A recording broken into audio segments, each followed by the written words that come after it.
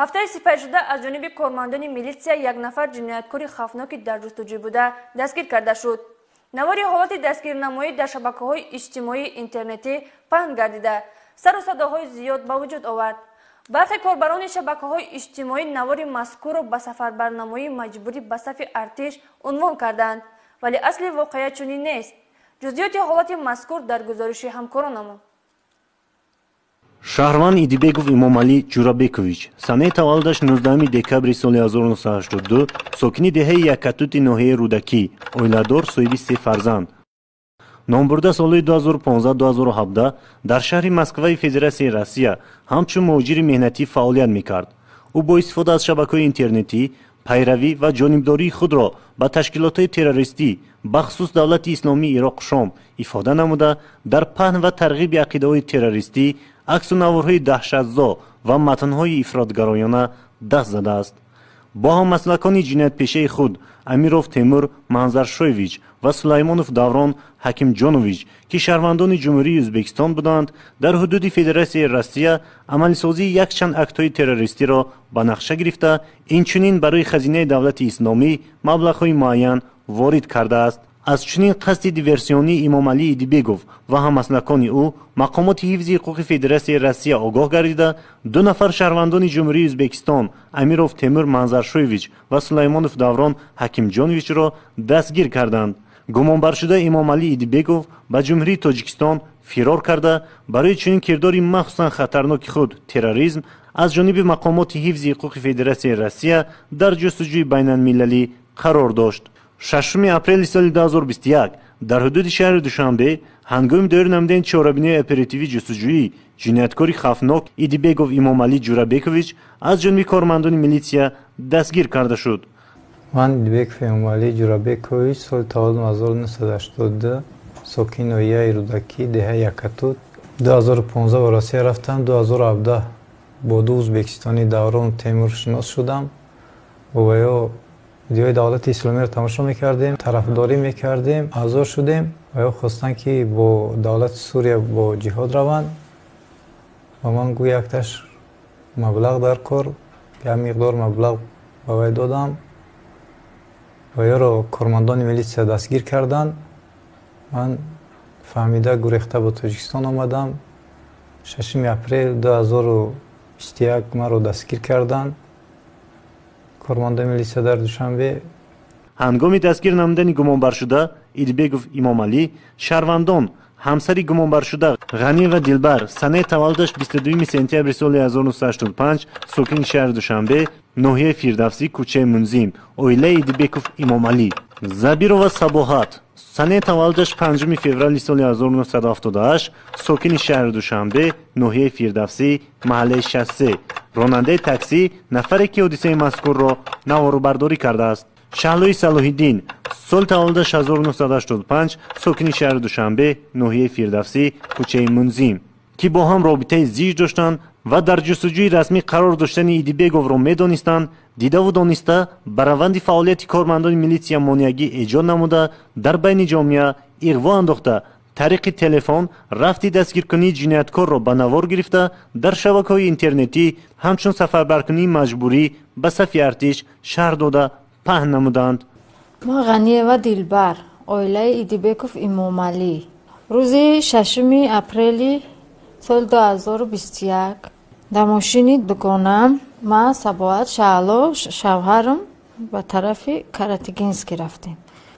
қазияе ки дар интернетҳо пахш шидагияй анамура гуфтестам. оҷода аблава нест.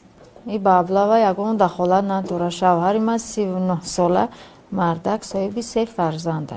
ман дар мошин қатъи ҳамроҳи дугонаҳом Шаъло, Сабоат шавҳарам дар раҳ рафтеса будем. дар тарафи Каратигинский дар пеш заправка расидем. кормандои милитсия омаданд. байни мо нофаҳмӣ шид. ҷанҷол кардем. мо аю кормандое ки муқобилат нишон додем, узр мепурсем, бахшиш мепурсем, дар коршон халал расондем. и шавҳари ма дар кофтков қарор дошта. ман Забирова Сабоат, сокини шаҳри Душанбе, дар таърихи 6 апрел шаъло ном дугонам ба ман занг зад ки апа дар куҷои? Ман гуфтам дар Садбарг. Гуфтанд ки мара қатъи ҳамин Дилбар шавҳараш то тарафи жилмастӣ бурда намемонӣ? Ман ки ҳамчун таксӣ кор мекардам, онҳоро гирифтам аз Садбарг то ҳамон тарафа бурдам.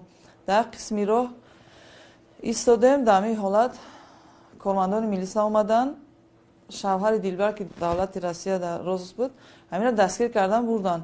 ва дар ҳамин ҳолат ман ҳамин корои ҳамиёра ман навор гирифтам. Ozi parvistivi damera kamera kine mardak namyo hech kanesan. Сабаби ҳамин навор паҳн шуданаш дар ҳамин шабакаҳо ман ҳастам. ва вақте ки ман фаҳмидам ки як ҷинояткор буда, як террорист будааст, записи худам ҳамин монеа шудан ба кормандони милиса аз тамоми шаҳрвандони ҷумҳурии Тоҷикистон ва кормандони милиса бахшиш мепурсам. ва рӯи раҳ партофтани ҳамин шавҳари Дилбар ба беморӣ партофтагӣ буд. ин ҳамаш як макр ҳила буд. ӯ бемор набуд. ин фақат барои аз дасти ҳамин кормандони милиса худро наҷот додан буд. ман Шаҳлои Салоҳиддин дар ноҳияи Фирдавсӣ зиндагӣ мекунам, дар кӯчаи Мунзин. аблава набуд ин ҳолат. Шавҳари Дилбар таваллуди 82 калонсола. муносибати мо бо Дилбар писарчаи мана нигоҳ мекунад, писарчаи хурди ман, ҳамсоягием писарчама нигоҳ мекунад. гумонбаршудаи Идибеков Имомалӣ Ҷурабекович барои раҳоӣ аз ҷавобгарии ҷиноятӣ худро ҳамчун бемор вонамуд намуда, бо ин рафтори айёронаи худ диққати роҳгузаронро бештар ҷалб намуда, издиҳоми зиёди одамонро ба вуҷуд овард. ман фаҳмидам ки дар розискам оилаам ва ҳамсояонам қатъин буд ва ё ғавғо бардоштанд. ман худро беҳуш кардам, дар рӯи раҳ партофтам то ки набаранд. наворое ки дар интернет паҳн карданд гӯё ки аблава аст. ман 39 сола ҳастам ва аблава набуд, ман будам ҳамун ҷиноятое ки дар Россия буд. ман дар розуск ман фаҳмидам ҳозир бошад ман дар шӯъбаи корҳои дохила қарор дорам, сеҳат ва саломат аст. рӯзи 6 апрели соли 2021 тақрибан соатҳои 16 ба шӯъбаи қабули беморхонаи ёрии тиббии таъҷилӣ шаҳрванд Идибеков Имомалӣ 1982 соли таваллудаш дастрас карда шуд. ҳангоми муоина аз тарафи табибон дар шаҳрванд ягон аломатҳои беморӣ дида намешуд. набз ва фишори хуни шаҳрванд дар ҳолати муқаррарӣ қарор дошт. ёдрас месозем ки дастгир кардани ин ҷинояткори махсусан хафнок дар асоси маълумотои дақиқи оперативӣ ва парвандаи ҷустуҷӯи ҷиноятӣ бо моддаи 205 кодекси ҷиноятии Федератсияи Россия ва 401 иловаи 1 кодекси ҷиноятии ҷумҳурии Тоҷикистон амалӣ карда шуда, ӯ дар ҳабси пешакӣ қарор дорад. шаҳрвандоне ки дар рафти амалисозии чорабинии дастгиркунии гумонбаршуда Идибеков Имомалӣ ба кормандони милитсия халал расонидаанд, нисбати онҳо чораҳои қонунӣ андешида мешавад.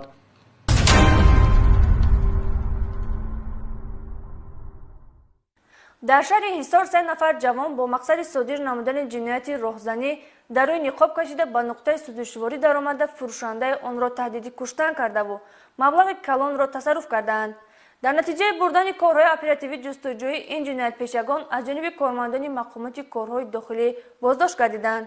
ҳамкоронамон вобаста ба ин ҷиноят гузориш медиҳанд. Навбатдори шӯъбаи корҳои дохилаи шаҳри Ҳисор капитани милисияи Юсуфзода гӯш мекунам. фаҳмо ҳозир ба ҷои ҳодиса гурӯҳи фаврӣ тафтишотиро равон мекунам.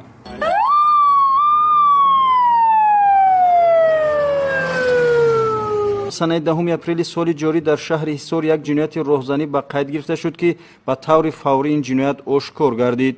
шаҳрвандон Беҳрӯзи Сайвалӣ соли таваллудаш 1991, Раҷабов Додар Тоҳирович соли таваллудаш 1999 истиқоматкунандагони деҳаи ҳаёти нави шаҳри мазкур шаби 10 апрели соли ҷорӣ дар рӯи ниқоб пӯшида бо корд мусаллаҳ ба нуқтаи сӯзишвории ҷамъияти дорои масъулияташ маҳдуди Абубакр Тев воқеъ дар ҷамъияти деҳоти Деҳқонободи шаҳри мазкур даромада бо истифода аз корфурӯшандаи нуқтаи сӯзишворӣ шаҳрванд Ои Маҳмадов Наврӯзро таҳдиди куштан карда, ҳамзамон дасту пойҳояшро бо ноқил ва миёнбанд баста аз дохили сандуқи оҳанин 14360 сомониро бо худ бурданд.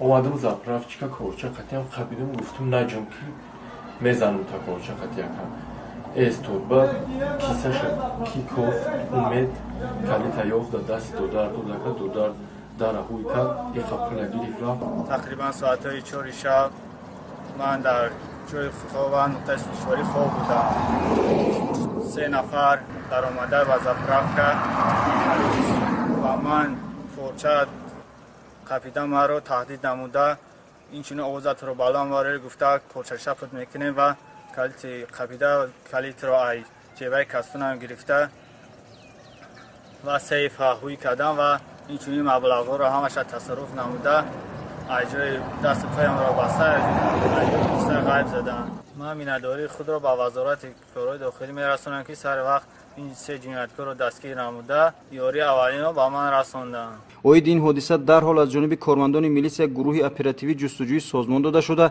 از پی جستجوی گمانبران میشوند. در نتیجه خوب استفاده کردن کارکردهای اپراتیوی جنایت مذکور در گرم و گرمی از جانب کارمندان شعبه وزارت کارهای داخلی در شهر مذکور آشکار کرده شد. همین طور پس از دستگیر نمودن گمانبران از آنها کارت همچون دلیل شیعی هنگام صادر کردن جنایت استفاده شدند دریافت و مصادره کرده شد. طبق نشاندادی دستگیر شدگان مبلغ‌های تصرف کردهشان را با استعمال مشروبات اسپریتی صرف نمودند. عین زمان نسبت گمانبر شدگان با ماده 249 کدکس جنایتی جمهوری تاجیکستان یعنی جنایت راهزنی هجوم با مقصد تصرف مال و ملک غیر با استفاده زورآوری برای حیات و سلامتی خوفناک پرونده جنایتی آغاز کرده شده گمانبران در حبس پیشکی قرار دارند.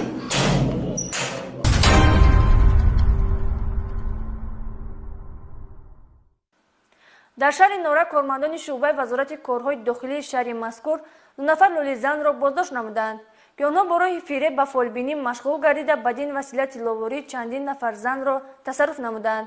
احسان عبدالله‌زاده وابسته به عوام فریبی این لولیزن‌ها گزارش آماده کرده است.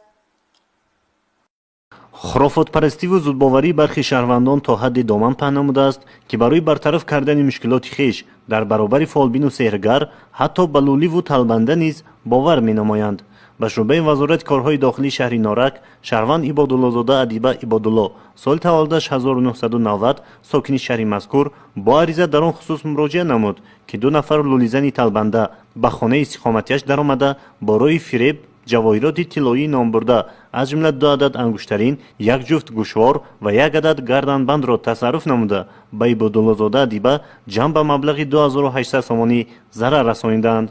با دایر نمودن کارکردهای جستجویی از جانب کارمندان شعبه وزارت کارهای داخلی شهر نارک گمانبران 2 نفر لولیزن علی مردان و مرزیه ناصیرونا سال تولدش 1993 و غازی و زلاله فیضعلیونا سال تولدش 1984 ساکنان دهه استقلال شهر وحدت بازداشت گردیدند.